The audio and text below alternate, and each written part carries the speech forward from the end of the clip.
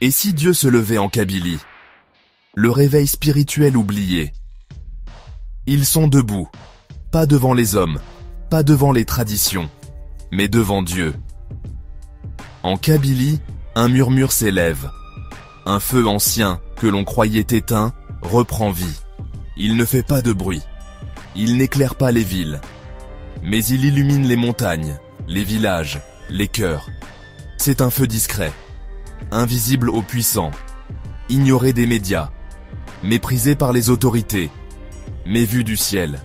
Et si ce que le monde considère comme une minorité était en réalité un signe prophétique? Et si cette terre aride spirituellement devenait un lieu d'espérance? Et si Dieu avait choisi le peuple kabyle pour secouer l'Afrique du Nord? Aujourd'hui, je ne vais pas te parler de politique, ni d'indépendance, ni d'histoire coloniale, mais de quelque chose de plus profond, de plus ancien et de plus puissant. Un réveil spirituel, un retour à Jésus-Christ, au cœur même d'une région que beaucoup pensaient fermée à l'Évangile. Et pourtant, c'est là que Dieu agit. C'est là qu'il sème sa lumière. Chapitre 1. Une terre de résistance. La Kabylie, ce n'est pas qu'une région, c'est un cri, c'est un refus, c'est un point levé contre l'oppression, la domination, l'uniformisation. Depuis l'Antiquité, les Kabyles ont résisté à toutes les dominations.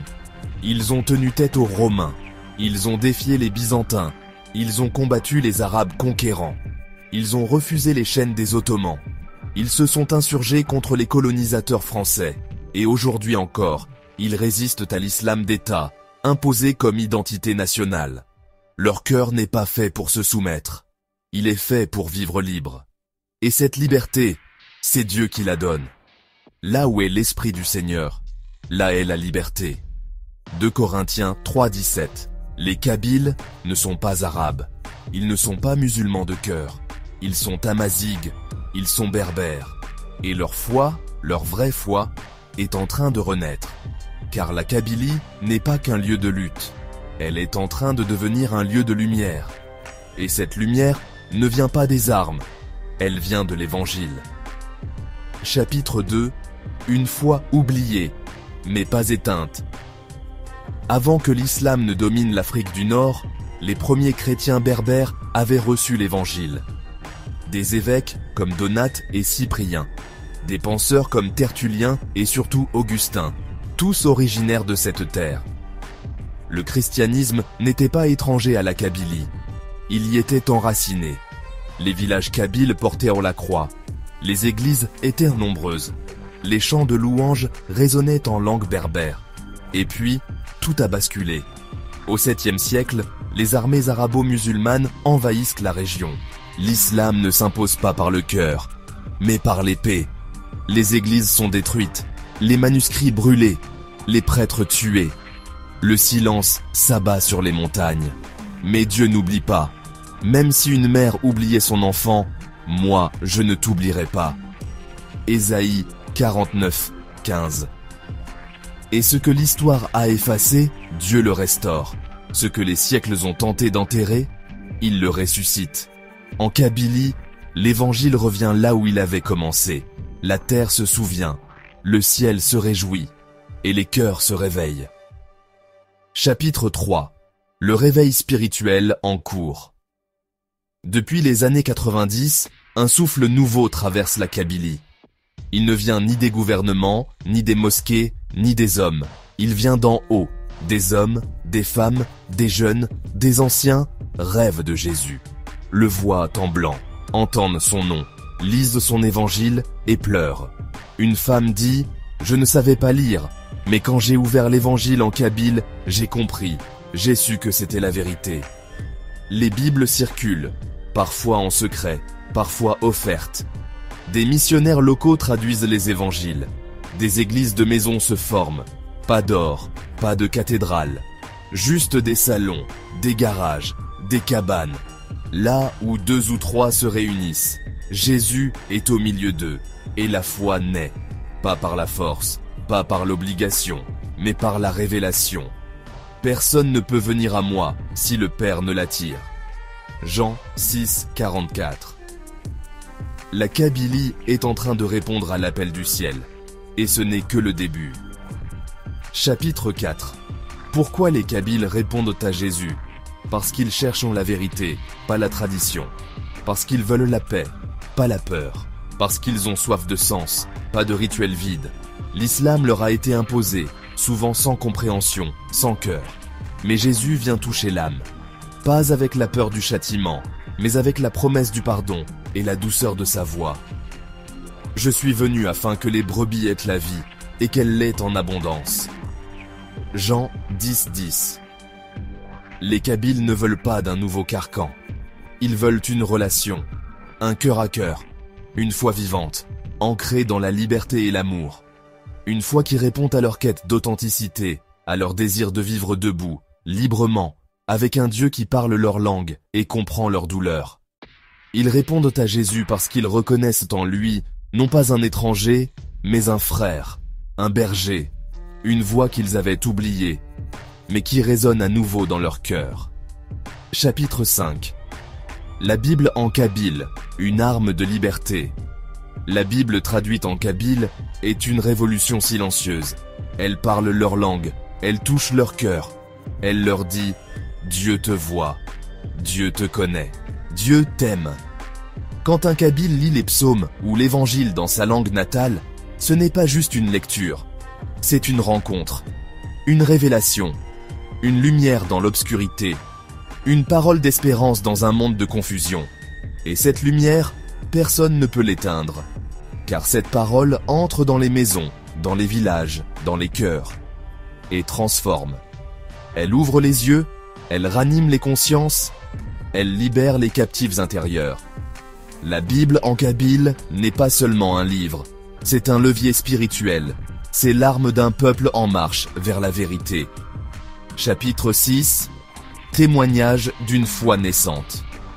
Ils sont nombreux, souvent anonymes, mais puissants.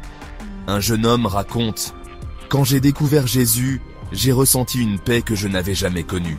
Je ne pouvais pas le garder pour moi. Mais autour de moi, on ne comprenait pas. On m'a dit que j'étais fou. Pourtant, dans le secret de ma chambre, je pleurais.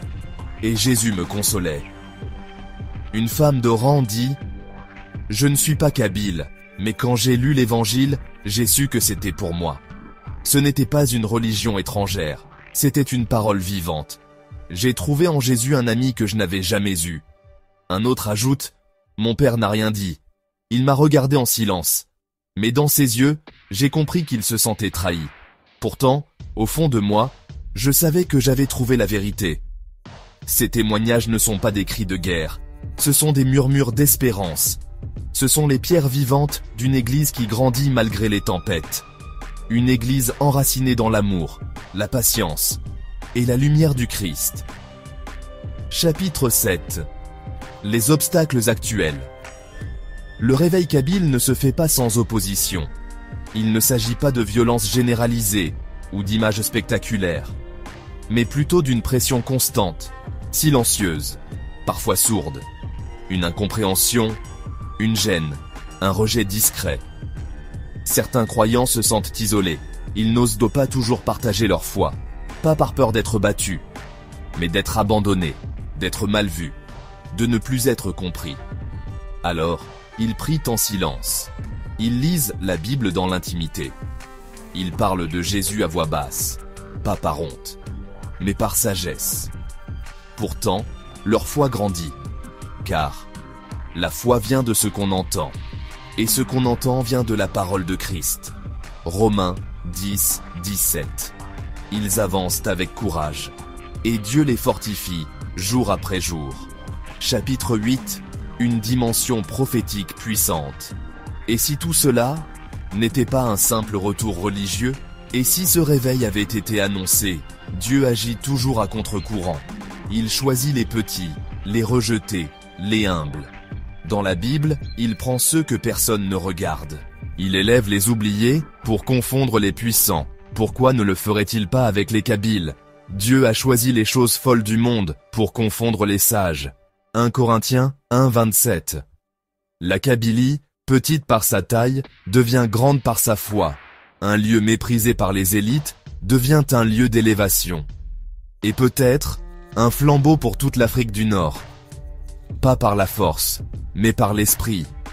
Car ce n'est ni par la puissance, ni par la force, mais par mon esprit, dit l'Éternel. Zacharie 4, 6. Chapitre 9. Un appel à l'Église de France, Église d'Europe, Église du monde. Ce réveil n'est pas seulement pour la Kabylie, c'est un signal pour nous tous. Un appel à nous réveiller, à prier, à soutenir. Les croyants d'Algérie, kabyles ou non, ont besoin de sentir qu'ils ne sont pas seuls. Pas de pitié, mais de présence. Pas de supériorité, mais de solidarité. Par la prière, par le partage, par le témoignage. Une prière, Seigneur, bénis tes enfants d'Algérie. Fortifie les chrétiens kabyles, mais aussi tous ceux qui te cherchent en silence, dans les villes et les déserts. Fais grandir ton Église dans l'unité, et fais de cette terre un témoignage vivant de ta gloire. Amen. Chapitre 10. Conclusion prophétique. La Kabylie se lève. Ils étaient oubliés. Ils étaient dispersés. Ils étaient réduits au silence. Mais aujourd'hui, ils se lèvent. Pas pour faire du bruit, mais pour briller. Pas pour dominer, mais pour aimer. Pas pour s'imposer, mais pour annoncer. La Kabylie se lève, et avec elle, une nouvelle espérance. Une lumière que personne n'attendait, une voix qui crie dans le désert, préparez le chemin du Seigneur. Et si la Kabylie devenait un écho du royaume à venir? Et si cette terre de feu devenait une terre de foi? Et si les montagnes d'Algérie portèrent bientôt le chant des rachetés? Car Jésus revient, et l'évangile sera prêché à toutes les nations, même aux plus oubliés. Et toi, vas-tu prier pour ce peuple? Vas-tu partager leur histoire? Vas-tu dire au monde, Dieu se lève, en Kabylie? Partage et abonne-toi. Si ce message t'a touché, ne le garde pas pour toi. Abonne-toi à cette chaîne pour continuer à découvrir ce que Dieu fait là où on ne l'attend pas. Commente, aime et surtout partage cette vidéo. Tu pourrais faire connaître l'histoire des chrétiens kabyles à ceux qui les ignorent encore. Leur réveil mérite d'être vu. Leur foi mérite d'être entendue. Leur lumière mérite d'être portée. Et toi, tu peux devenir leur voix. Fais partie de ceux qui sèment l'espérance. Jésus se lève en Kabylie, et le monde doit le savoir.